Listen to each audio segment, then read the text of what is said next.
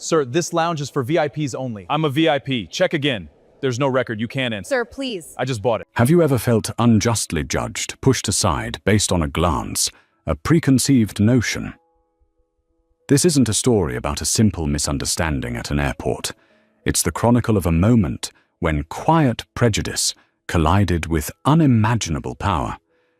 It's about Julian Vance, a man holding a $15,000 first-class ticket who was told he didn't belong. It's about a lounge manager, a gatekeeper of trivial privilege, who made a life-altering mistake. And it's about what happens when the response to being denied a seat isn't an argument, but an acquisition. This is the story of how one man didn't just get angry, he got ownership. The air in John F. Kennedy International Airport's Terminal 4 was electric with the controlled chaos of departure. It was a symphony of rolling suitcases, muffled announcements, and the palpable anticipation of journeys beginning. For Julian Vance, it was merely a sterile corridor connecting one multi-billion-dollar deal to the next. He moved through the throng, not with the hurried anxiety of a tourist, but with the deliberate, unshakable calm of a man who owned the time he walked in. At 38, Julian had cultivated an aura that was both disarming and formidable.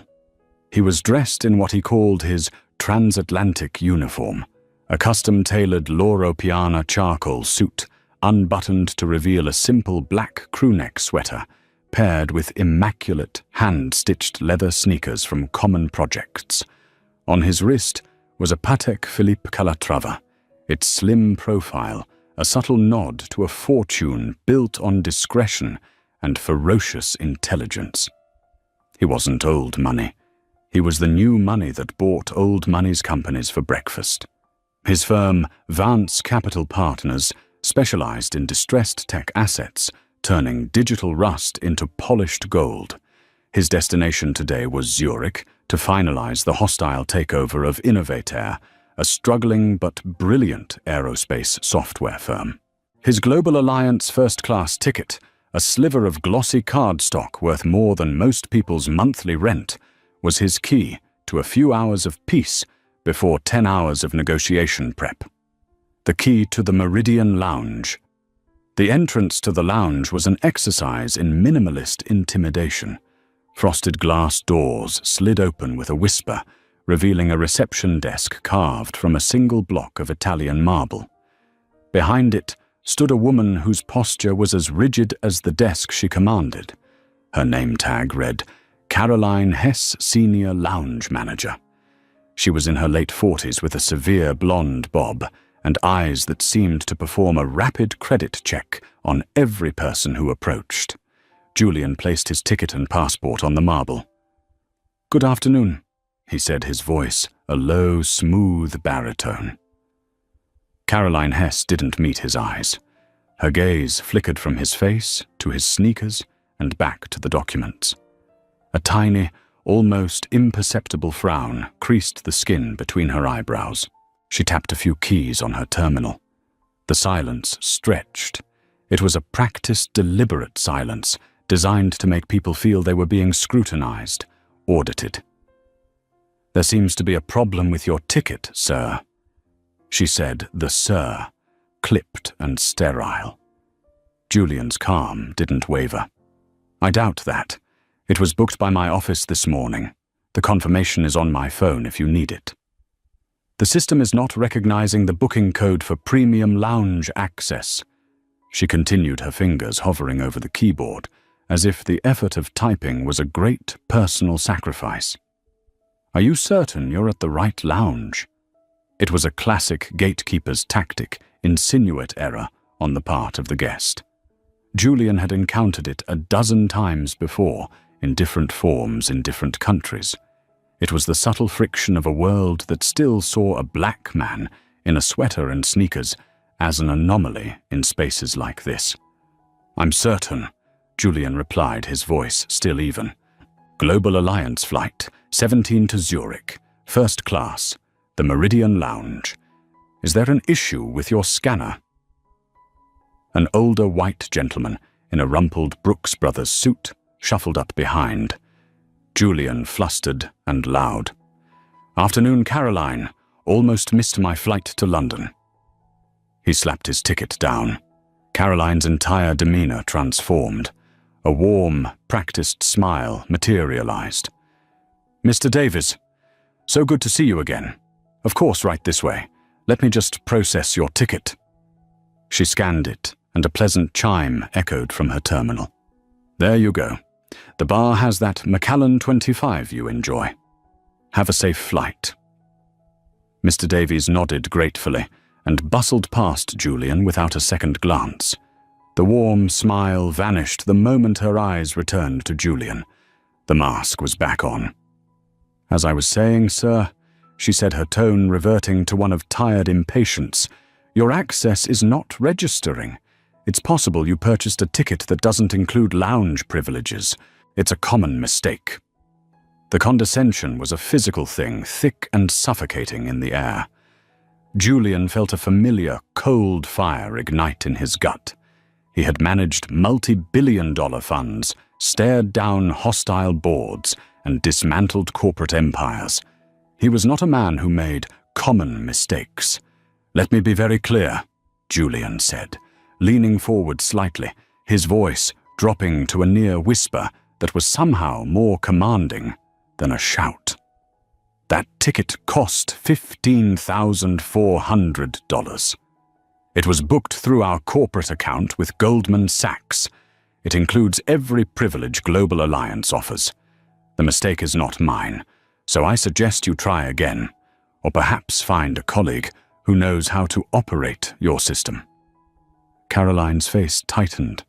She saw his quiet intensity, not as authority, but as aggression. Her training, steeped in years of unspoken biases, kicked in. She was the protector of this sanctuary of beige carpets and free champagne, and he was in her eyes a threat to its tranquility. "So there is no need to take that tone," she said, her voice rising slightly, attracting the attention of a few other passengers. "If you cannot be processed, I cannot grant you entry. It is our policy. You are welcome to wait at the public gate." She pushed his passport and ticket back across the marble, a small, dismissive shove that felt like a slap. And that was it. The line had been crossed. It wasn't about the comfortable chair, the free drink, or the quiet workspace anymore. It was about the fundamental disrespect. It was about her looking at him and seeing not a first-class passenger, but a problem to be dismissed. Julian Vance stood there for a long moment, the world seeming to slow down. He looked at the frosted glass doors, at the smug, assured expression on Caroline Hess's face. He could have made a scene. He could have called corporate. He could have pulled out his phone and recorded her. But Julian didn't operate on that level. His responses were never proportional. They were overwhelming. He didn't fight battles. He ended wars. He took a slow breath, a strange, serene calm washing over the cold fire. He picked up his passport and ticket. He didn't look angry. He looked thoughtful. "Policy," he repeated softly, as if tasting the word. "I see." He stepped back from the desk, pulled out his phone, and dialed a number from his favorites. Caroline Hess watched him, a triumphant smirk playing on her lips. She assumed he was calling the airline's customer service, a futile gesture that would lead to a labyrinth of automated menus. She turned to her computer, ready to forget him. She had no idea that she hadn't just denied a passenger. She had set in motion an avalanche. The call connected on the first ring. "Isabella." Julian said, his voice a stark contrast to the ambient airport noise, calm, precise, and utterly devoid of emotion. On the other end of the line, in a sleek Manhattan office overlooking Bryant Park, Isabella Rossi, Julian's chief of staff, sat straight up. She could decode her boss's moods from a single syllable. This tone was one she hadn't heard in years. It was the sound of controlled fury, the eerie quiet, before a Category 5 hurricane makes landfall. Julian, is everything all right? Are you at the airport? She asked, her fingers already flying across her keyboard, pulling up his itinerary, ready for any contingency. I am, he confirmed, his eyes fixed on Caroline Hess, who was now primly reorganizing a stack of landing cards, pointedly ignoring him. There's been a change of plans regarding the pre-flight arrangements. I've encountered a policy issue here at the Meridian Lounge. Isabella's mind raced. A policy issue. Julian Vance didn't have policy issues. Policies were things that happened to other people. What do you need? I can get the Global Alliance Executive Liaison on the line right now. We can have the head of North American operations calling you in 5 minutes. No, Julian said simply. The finality in that single word stopped her cold. That's insufficient. This requires a more permanent solution. I need you to get David Smith on the line, and I need the M&A team from Sullivan and Cromwell to set up a conference bridge. Now. Isabella froze. David Smith was Julian's personal attorney, a man who specialized in acquisitions so hostile they bordered on corporate warfare. Sullivan and Cromwell was the legal firm they used for 9-figure deals. Julian, what are you doing? Julian watched as another family, laughing and carefree, was waved through by Carolyn with a beaming smile. The contrast was jarring a spotlight on the deliberate nature of his exclusion. I'm at JFK Terminal 4, he said, speaking to Isabella, but looking directly at Caroline. The Meridian Lounge is operated by a third-party contractor, not the airline itself. I remember seeing it in a prospectus a while back. A hospitality group. Isabella's fingers danced across the Bloomberg terminal. Searching? Yes. The Meridian Lounges globally are owned and operated by Aerolux Hospitality Group, a subsidiary of Sterling Holdings plc. Sterling Holdings, Julian mused. Publicly traded, underperforming for the last 3 quarters. Vulnerable. He paused. Isabella, I want to buy Aerolux. The silence on the other end of the line was absolute. For a fraction of a second, Isabella wondered if this was some kind of elaborate joke. But Julian Vance did not joke about money.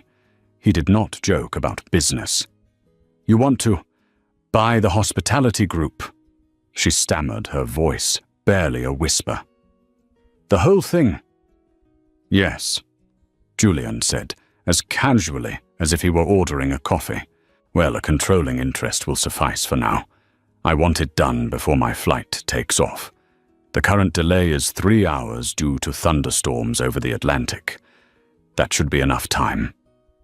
Caroline Hess, hearing snippets of the conversation, words like subsidiary and controlling interest, finally looked over, an expression of mild curiosity on her face.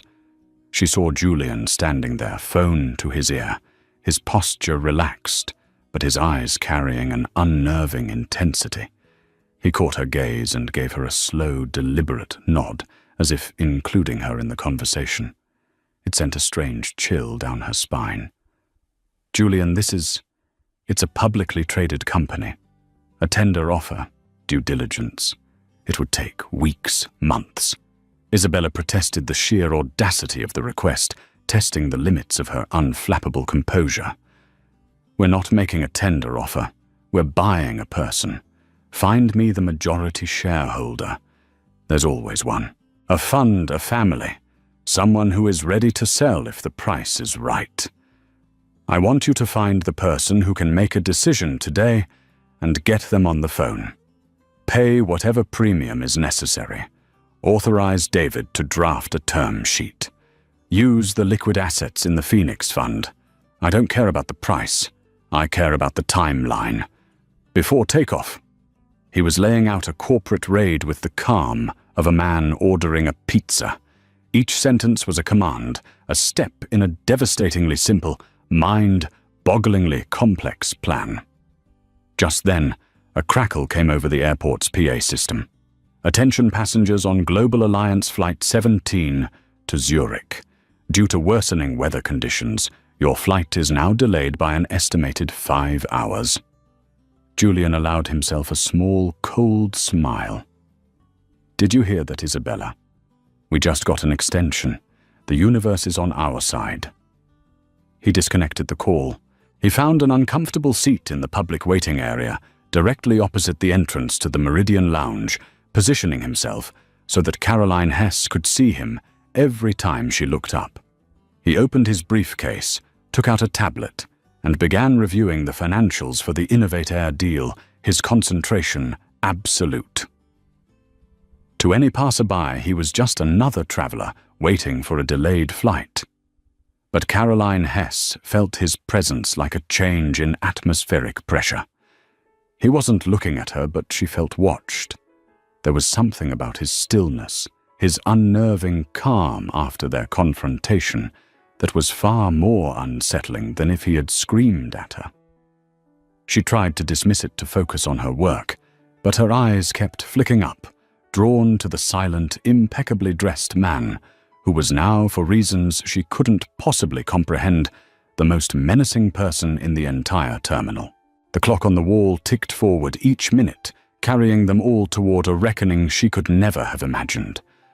The next 2 hours unfolded in a surreal bubble of intense, high-stakes activity, centered around Julian Vance's uncomfortable airport chair. To the world, he was just a man on his tablet.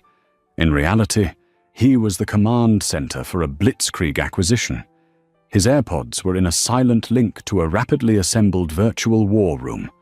On the conference bridge were Isabella David Smith and a hand-picked team of 4 of Sullivan and Cromwell's most ruthless M&A lawyers. "Status," Julian said, his voice low. "We're moving, Julian." Isabella reported, her voice crisp and energized. The initial shock had worn off, replaced by the familiar thrill of executing her boss's grand designs. Sterling Holdings' largest single shareholder is the Oak Haven Retirement Fund, holding 28%. They're institutional, slow-moving, no good for us. The second largest, however, is a private family office. The Crimson Equity Group, run by a man named Alistair Finch. He holds a 22% stake. Finch is old school, an activist investor. And according to our intel, he's been looking for a liquidity event to fund a new venture in green energy. "He's our man," Julian stated. "Get him on the line." David's associate is already tracking down his personal number. Should have him within 20 minutes, Isabella confirmed. In the meantime, the team is analyzing Aerolux's financials. They're weaker than we thought. High overhead, low margins, and they're over-leveraged on 3 major airport contracts. The parent company Sterling has been propping them up. From a purely financial standpoint, Julian, it's not a great acquisition. "This isn't a financial acquisition, Isabella," Julian corrected gently. "It's a strategic one. Send the preliminary numbers to me." On his tablet, encrypted files began to appear. Balance sheets, income statements, cash flow analysis. Julian's eyes scanned the columns of numbers, his mind processing the information with terrifying speed. He wasn't just reading the data. He was absorbing the company's soul, its weaknesses, its pressure points.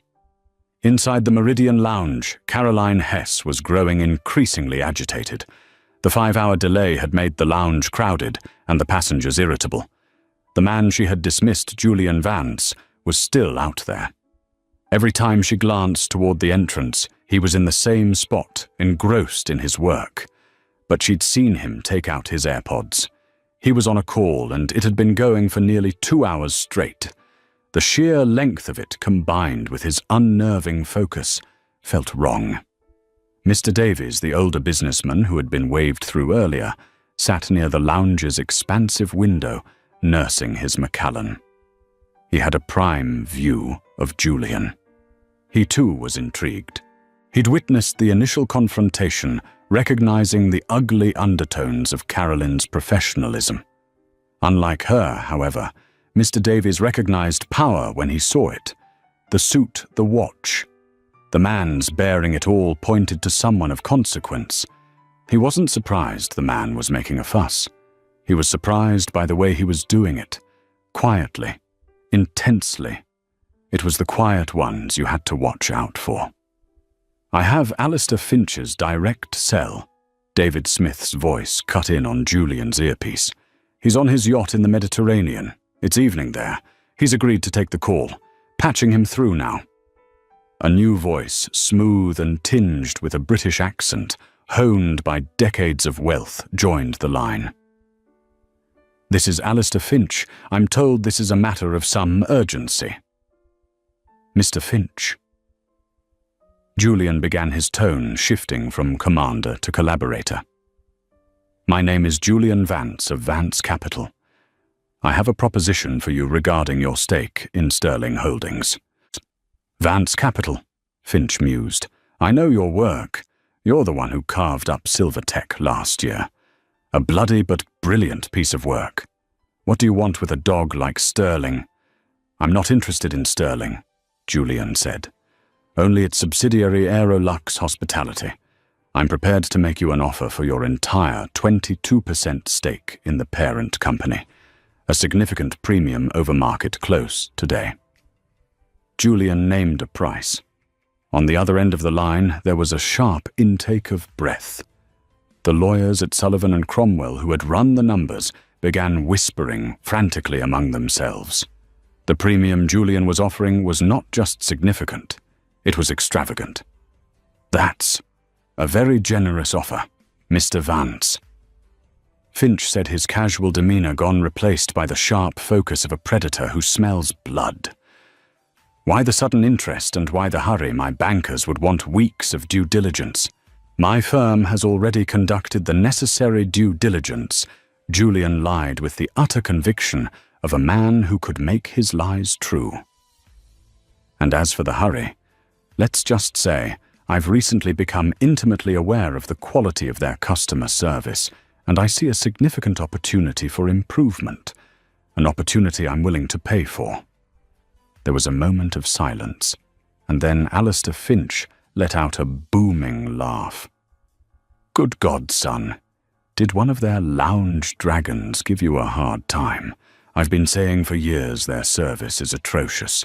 You're going to launch a takeover because you got bad service." "I'm a believer in solving problems at their root," Julian said dryly. The absurdity of it, the sheer magnificent audacity, appealed to Finch's own ruthless instincts. "I like your style, Vance. To hell with the bankers. Send me a term sheet. If the wire transfer hits my account by market, open in London, tomorrow, you have a deal.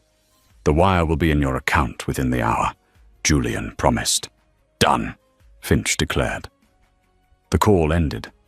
On the conference bridge, there was a collective stunned silence. They had just witnessed a hostile takeover initiated from an airport waiting area, sealed in a 10-minute phone call. "You heard the man," Julian's voice cut through the silence, pulling everyone back to reality. "David, get the term sheet to him in the next 5 minutes. Isabella, instruct JP Morgan to execute a wire transfer for—" He glanced at his tablet. "$487 million to the account David provides. Team start drafting the necessary SEC filings. We'll announce the acquisition of a strategic stake before the market opens." Commands were given and received. A flurry of emails, encrypted messages, and secure digital signatures crisscrossed the globe. Julian Vance sat calmly amidst the chaos. He had unleashed the quiet eye of his own hurricane. He looked up his gaze once again, finding Caroline Hess.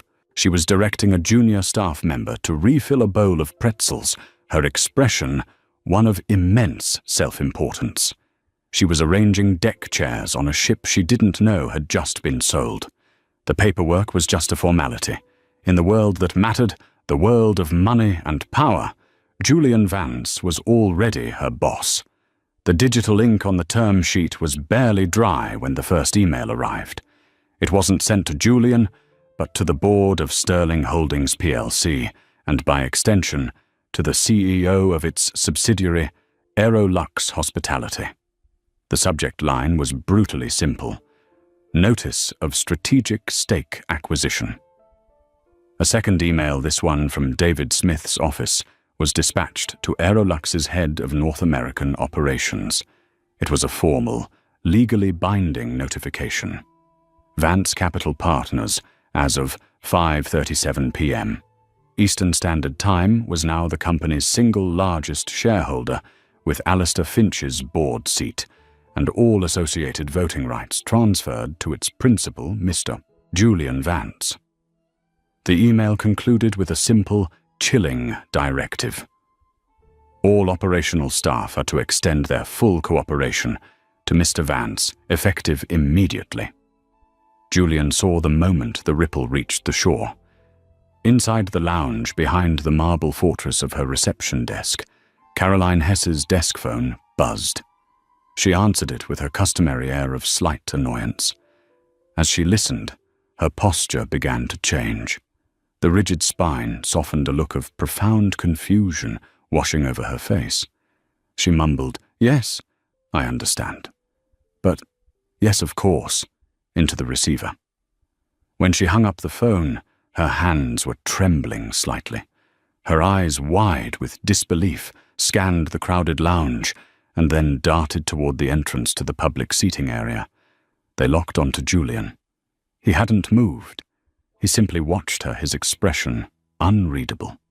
Slowly, as if wading through deep water, she walked out from behind her desk. She smoothed her uniform jacket, a nervous, reflexive gesture. Her journey across the plush carpet to the frosted glass doors was the longest walk of her life. The other passengers watched, their curiosity piqued by the sudden shift in the lounge's emotional climate. She pushed the door open and approached Julian, her polished black pumps making no sound on the terminal's linoleum floor. "Mr. Vance?" she asked, her voice a strained, uncertain whisper. The confident, dismissive woman from 2 hours ago was gone, replaced by a ghost. Julian slowly removed his AirPods and looked up at her. He didn't speak, letting the silence hang between them, forcing her to continue. I've just received a call from my corporate head office," she stammered. "There seems to have been some sort of transaction. They told me to assist you in any way possible. They said you are a new principal stakeholder." She said the words, but the meaning hadn't fully registered. It was too fantastic, too impossible. It was like a janitor complaining about the building's temperature and responding by buying the entire skyscraper. "That is correct, Miss Hess," Julian said, his voice even and cold. "And as my first act of assistance, I would like to finally gain entry to the Meridian Lounge." He stood up, collected his briefcase and tablet, and walked toward the entrance. Caroline stumbled backward, pushing the door open for him, her movements clumsy and uncoordinated. The automatic door slid open, but it felt as though she had personally been forced to grant him passage. He stepped inside. The irritable, murmuring crowd fell silent. Every eye was on him and the pale, trembling manager. Mr. Davies from his armchair watched the scene with a mixture of awe and grim satisfaction. He took a slow sip of his Macallan, a toast to a changing of the guard. Julian surveyed the room, his gaze sweeping over the beige furniture, the generic art, the wilting flower arrangements. "My associates and I will require a private conference space. That one will do," he said, nodding toward a glass-walled room at the far end of the lounge. "Of course, Mr. Vance," Caroline breathed, "and send in 2 bottles of your best champagne, not for me, for my team. They've had a busy afternoon." He walked toward the conference room, his presence utterly transforming the space. He was no longer a guest. He was the owner inspecting his new flawed property. Before he entered the room, he paused and turned back to Caroline. He looked her directly in the eye. "Oh, and one more thing, Miss Hess. The policy regarding entry to this lounge. It's changed. He gestured toward the entrance where a young family with 2 tired children had just been told by another staff member that their passes weren't valid for this lounge. Their passes are now valid. Anyone with a Global Alliance ticket, regardless of class, is welcome here today. My treat. Inform your staff. Caroline stared at him, dumbfounded. Sir, Mr. Vance, that's against all our protocols. It will cause overcrowding. It will devalue the very concept of the lounge. Julian's face hardened. The mask of calm slipped for just a second, revealing the glacial fury beneath. Ms. Hess, do you understand the difference between protocol and an order from the man who now signs your paycheck?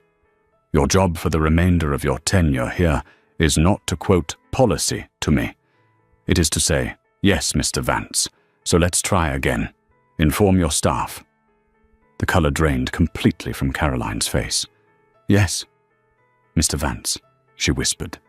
The words were a surrender. He gave a curt nod and disappeared into the conference room, closing the door behind him. For a moment, the entire lounge was frozen. Then, Caroline Hess, looking like a woman in a trance, turned to her junior staff. You heard him, she said, her voice hollow. Let them in. Let them all in. And so they came. The family with the tired children, their faces lighting up with gratitude. The young couple on their honeymoon who had been turned away earlier. The students on a budget trip who had just been hoping to find a working power outlet. The Meridian Lounge, once a bastion of carefully curated exclusivity, was suddenly chaotically democratized. The carefully constructed class barriers which Caroline Hess had spent her career policing were dismantled in a single sentence. She stood by her marble desk, a redundant monument in a new world, watching as her meticulously ordered kingdom descended into a joyous, unpretentious chaos she had fought her entire life to keep at bay. Inside the glass-walled conference room, Julian was back in his element. He was on a video call projected onto a smart screen, the faces of his legal and finance teams arrayed before him.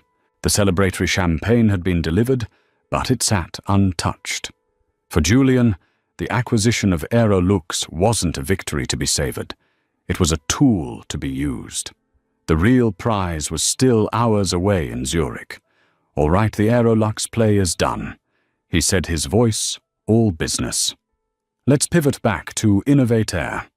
Where are we on the final proposal for their board? I want to make sure the presentation for tomorrow is airtight. They're going to fight the takeover. We need to be ready. Isabella's face appeared on the screen. The deck is finalized. We're focusing on their bloated R&D budget and inefficient supply chain management. Vance Capital's restructuring plan will promise a 20% increase in profitability within 2 years, which should appease the shareholders. Good. Julian nodded. What about their key partners? Any of them likely to get spooked by a hostile takeover? A junior analyst spoke up. Their biggest partnership in the pipeline is with Sterling Holdings plc, ironically. Sterling is trying to get Innovate Air's logistics software integrated across all of its transport and hospitality divisions. It's a massive 10-year licensing deal, the biggest in Innovate Air's history. It's the main thing propping up their valuation right now. Julian froze. Sterling Holdings. He repeated, a sudden sharp edge to his voice. The parent company of Aerolux. The very same. The analyst confirmed, oblivious to the sudden tension. The deal is being personally spearheaded by Sterling's executive VP of Strategic Partnerships, a guy named Robert Hess. He's been working on it for over a year. It's his make-or-break project. The name hit the air in the conference room with the force of a physical blow. Hess. Julian's eyes narrowed. It was too much of a coincidence. He minimized the video call window and instructed Isabella through his earpiece. Isabella run a background check. Now, Robert Hess, Executive VP at Sterling Holdings.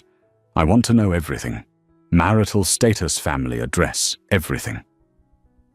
On it, she replied instantly. Outside the conference room, the lounge was a different world. Children were quietly watching cartoons on their parents' tablets. The bar was serving juice and soda just as often as it was serving fine wine. The atmosphere wasn't one of chaos, but of quiet, grateful relief. The rigid, unspoken rules of class and status had been suspended, and people were simply being people. Caroline Hess, however, was in her own private hell. She was a ghost at the feast, watching the desecration of her temple. Her authority was gone. Her staff looked at her with a mixture of pity and fear. She had spent 20 years climbing the ladder of middle management, mastering the art of enforcing rules that weren't hers, all for this feeling of petty power. And in the space of a few hours, it had all been rendered meaningless.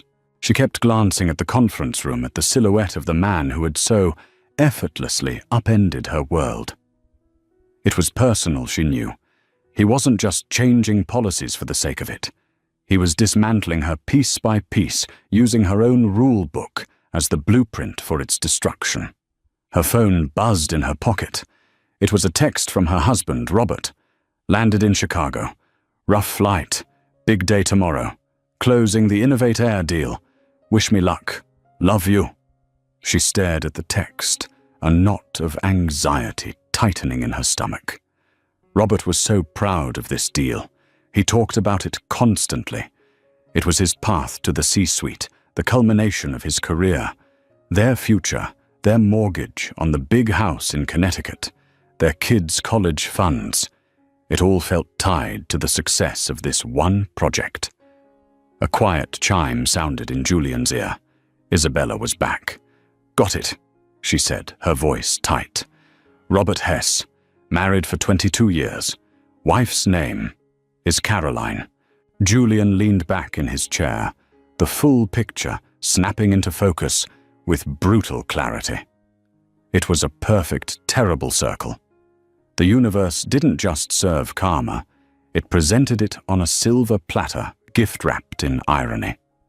The woman who had tried to humiliate him, who had judged him unworthy based on the color of his skin and the brand of his sneakers, was the wife of the man whose entire career now rested in the palm of his hand. By taking over Innovateur, Julian would become the ultimate arbiter of the partnership deal with Sterling Holdings. Robert Hess's make-or-break project was now Julian's to approve or deny. Julian looked through the glass wall at Caroline, who was now staring at her own phone, a worried expression on her face. He felt no triumph, no elation, just a profound, weary sense of cosmic justice. The hard karma the universe had prepared for Caroline Hess was not something he had to invent. It was already in motion. All he had to do was let it happen. He now understood that buying the lounge wasn't the end game. It was merely the opening move in a much larger and far more devastating checkmate. The door to the conference room opened. Julian stepped out, his face an impassive mask. The convivial atmosphere of the democratized lounge seemed to hush as he moved through it. He walked directly to the reception desk where Carolyn was standing, lost in her own worried thoughts. She looked up as he approached, flinching almost imperceptibly. "Mr. Vance, is there anything else I can get for you?" "Yes, Caroline," he said, using her first name for the first time. The sound of it spoken in his low, controlled voice was deeply unsettling to her. "You can tell me about your husband." The question was so unexpected, so far out of the realm of possibility, that Caroline could only stare at him, her mouth slightly agape. My husband, I don't understand." "Robert Hess," Julian clarified, leaving no room for confusion. "Executive VP of Strategic Partnerships at Sterling Holdings. I'm told he's working on a rather important project. a partnership with a company called Innovate Air. Every drop of blood seemed to drain from Caroline's face. She gripped the edge of the marble desk to steady herself. The professional and the personal two worlds she had always kept separate were colliding with the force of a head-on crash. How do you know that?" she whispered, her voice cracking. "I know that because in approximately 12 hours I will be the new owner of Innovate Air," Julian stated, not cruelly, but as a simple, undeniable fact. "Which means your husband's career-defining deal will land on my desk for final approval." The full catastrophic weight of the situation finally landed on Caroline. Her small act of prejudice, her casual everyday bigotry, had not just cost her her dignity or her authority in this trivial little lounge. It had placed a sniper's target squarely on her husband's career, on her family's financial future, on the entire life she had so carefully constructed. Tears welled in her eyes. The carefully maintained facade of the stern professional manager crumbled, revealing the terrified woman beneath. "Please," she begged, her voice thick with desperation. "Please don't. It wasn't... it had nothing to do with him. It was me. I was wrong. I am so sorry." The apology, when it finally came, was raw and pathetic. It wasn't the product of a change of heart, but of pure, unadulterated fear. Julian listened, his expression unchanged. "You're right," he said. "It had everything to do with you, and sorry doesn't fix it. Do you understand what you did today, Caroline? You didn't just deny a customer. You made a business decision. You, as a representative of Aerolux and its parent company Sterling Holdings, decided that I was not the kind of person you wanted in your establishment." He took a step closer, his voice dropping lower still. "My business, my entire philosophy, is built on one thing: identifying and eliminating inefficiencies. And what I see in you, in your behavior, is a profound brand misalignment. How can Sterling Holdings possibly hope to partner with a forward-thinking global tech firm like Innovate Air when its own frontline management is operating with such outdated and inefficient prejudices?" He was using the soulless clinical language of a corporate boardroom to describe her racism, and it was somehow more damning than any insult he could have hurled. He was recasting her personal failing as a corporate liability. "That's the question I'll be asking myself when your husband's proposal comes across my desk," he continued. "Is a partnership with Sterling Holdings a sound investment? Or, given what I've learned about the company culture today, is it a potential risk to my new asset? Her world was collapsing in on her, and the architect of its destruction was standing right in front of her, calm and resolute. "Please," she wept, the tears now flowing freely down her cheeks. "It was just a mistake, a terrible mistake. I'll do anything. I'll resign. Just don't punish my husband for what I did." Just then, her phone began to ring.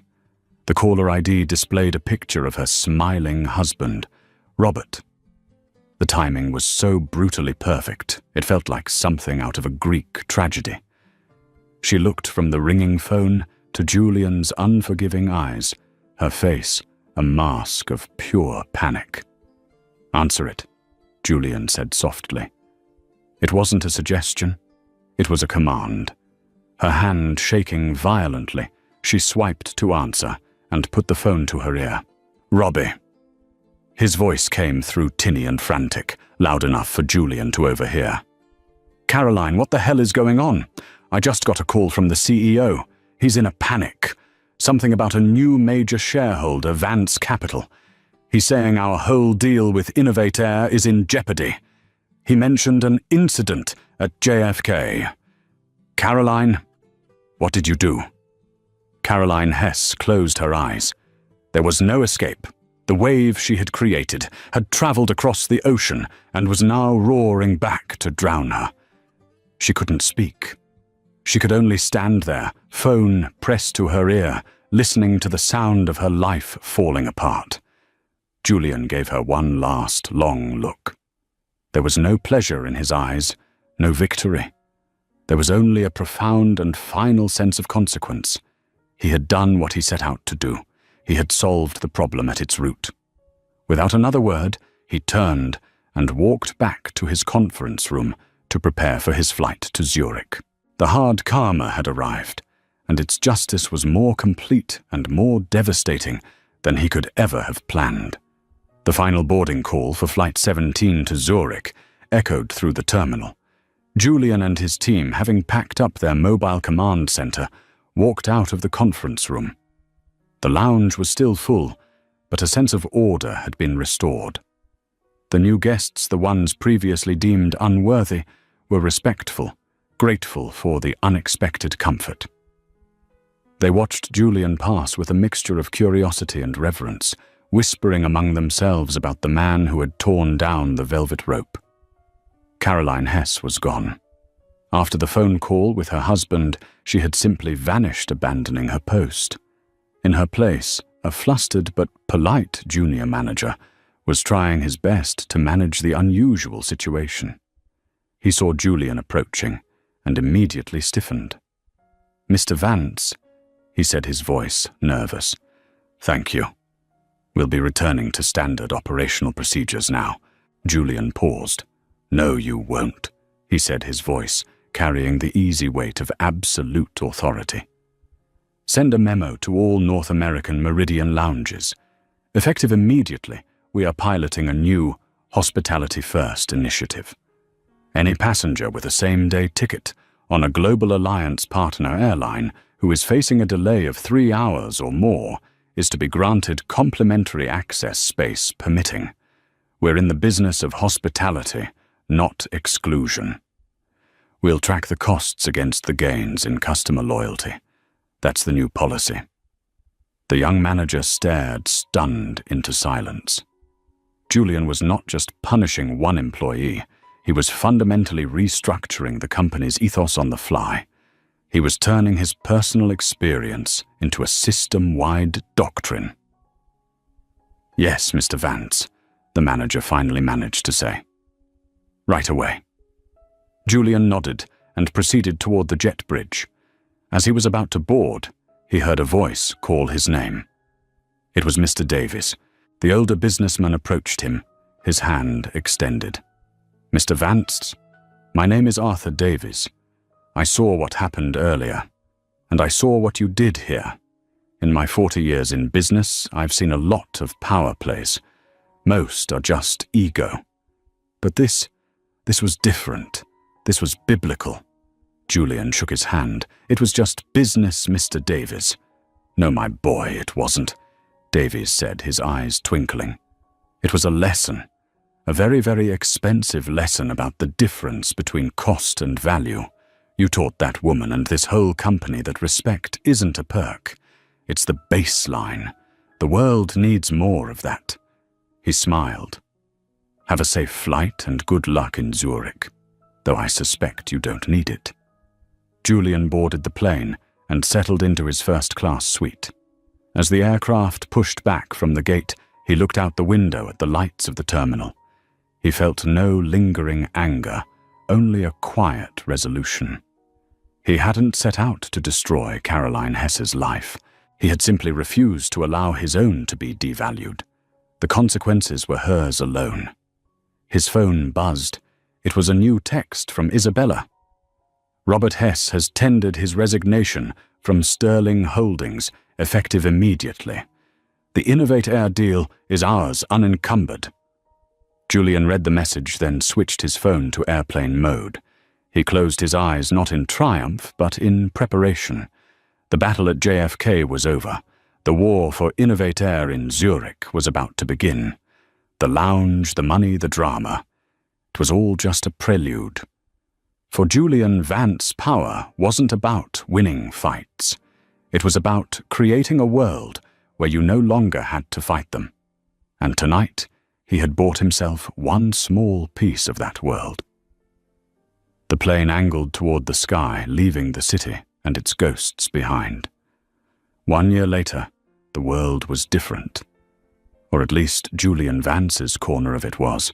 He stood not in the stale, recycled air of an airport, but on a cantilevered balcony overlooking a sprawling campus of glass and reclaimed timber nestled in the rolling hills outside Zurich. This was the new global headquarters of Innovator, now a fully integrated and thriving division of Vance Capital.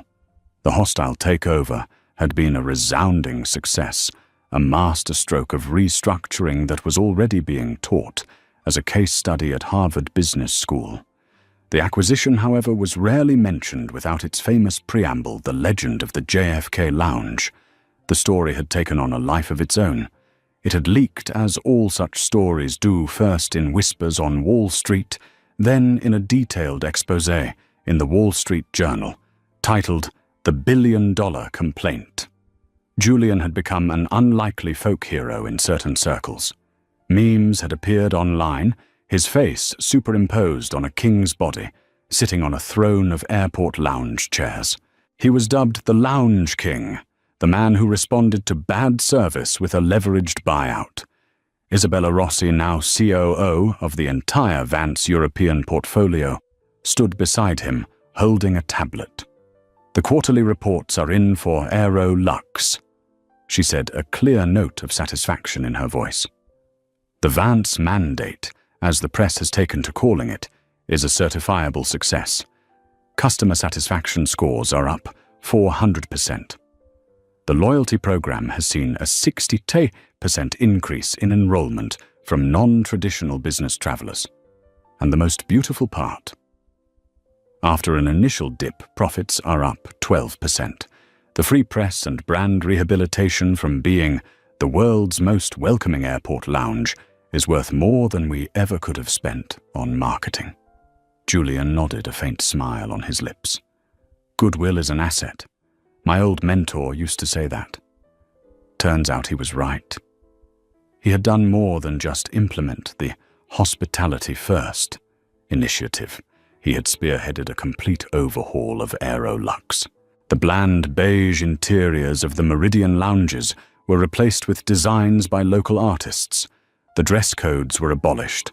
The staff underwent rigorous new training, focused not on policing entry, but on providing genuine assistance. He had turned a symbol of sterile exclusion into a network of celebrated layover destinations. But every action has an equal and opposite reaction. Every echo implies a source. While Julian's world expanded, the world of Caroline and Robert Hess had irrevocably shrunk. They had been forced to sell the house in Connecticut. The fallout from the JFK incident had made Robert Hess radioactive in the upper echelons of the corporate world. He hadn't been fired from Sterling Holdings. He had been forced into a humiliating resignation to save the deal, a deal that was already dead. He eventually found another job, a vice presidency, at a smaller, less prestigious firm in the Midwest. It was a respectable position, but for a man who had been within touching distance of the C-suite, it was a life sentence in mediocrity. The whispers followed him. He was the man whose wife's prejudice had cost a multi-billion-dollar corporation its most promising partnership. Caroline's fate was quieter and in many ways crueler. Her punishment wasn't a matter of public record. It was a slow, private erosion of self. She now lived in a modest suburban home where the roar of planes from the nearby regional airport was a constant mocking reminder of the life she had lost. She was unemployed. No hospitality group would touch her. Her name was an internal red flag, a symbol of the ultimate customer service failure. One Tuesday afternoon, while shopping for groceries at a brightly lit supermarket, she overheard two women in line behind her talking. "Did you see that feature on 60 Minutes about that billionaire Julian Vance?" one asked. "The guy who bought the airport lounge because the manager was rude to him." "Oh, the Lounge King, I love that story," the other replied. Can you imagine being that manager? She must be the most hated woman in America, probably living under a rock somewhere. Caroline froze her hand hovering over a carton of milk, her heart hammered against her ribs. She was a ghost, an anonymous cautionary tale. The women paid for their groceries and left, never noticing the pale, trembling woman next to them, the living embodiment of the story they had just recounted with such casual glee. She had spent her career making people feel small and invisible. Now invisibility was her permanent condition. That was her karma, not poverty, but a profound and inescapable irrelevance. Back in Zurich, Julian's thoughts were interrupted by a chime on his phone, a flight reminder. New York, then on to Tokyo. Another deal, another city. Later that day, he found himself once again at an airport. This time, it was the newly redesigned Meridian Lounge in Zurich. The entrance was warm and welcoming, all polished concrete and light wood. A young, sharply dressed manager with a warm smile greeted him at the desk. "Welcome to the Meridian, Mr. Vance." The manager said, his eyes bright with genuine respect. "It is an honor to have you." Julian simply smiled and nodded, handing over his ticket like any other passenger. "Thank you. It's good to be here." He walked inside. The space was vibrant, filled with a diverse mix of travelers, families, students, backpackers, and suits all coexisting. He saw Arthur Davies sitting in an armchair by the window reading a newspaper. The old man looked up, saw Julian, and raised his glass in a silent, knowing salute. Julian got a coffee and found a seat not in a secluded corner, but in the main area among the quiet hum of his fellow travelers. He didn't need a private room anymore. He had finally achieved the peace he had sought a year ago. It wasn't about the purchase, the power, or the revenge. It had never been. It was about creating a space where a man in a sweater and sneakers could sit undisturbed and prepare for his journey. He had bought the entire lounge, but what he had truly purchased, what he had finally secured, was something far more valuable, a simple, quiet seat. And in doing so, he had made sure there would be a seat for everyone else, too. This wasn't just a story about revenge. It was a masterclass in the nature of modern power. Julian Vance demonstrated that true influence isn't about raising your voice, but about raising your stake. He faced a moment of casual demeaning prejudice and responded not with anger, but with overwhelming force, reminding us that sometimes the most effective way to change the rules is to buy the entire game. The story of Caroline Hess is a chilling cautionary tale about karma, a reminder that the world is smaller than we think, and the consequences of our biases can ripple outward, touching everything we hold dear. Her small act of exclusion triggered a corporate avalanche that buried her career and her husband's. What did you think of Julian's response? Was it a proportionate reaction or a terrifying display of unchecked power? Let us know your thoughts in the comments below. If you found this story as compelling as we did, please hit that like button, share it with someone who needs to see it, and subscribe to our channel for more incredible stories where the tables are turned and justice is served in the most unexpected ways.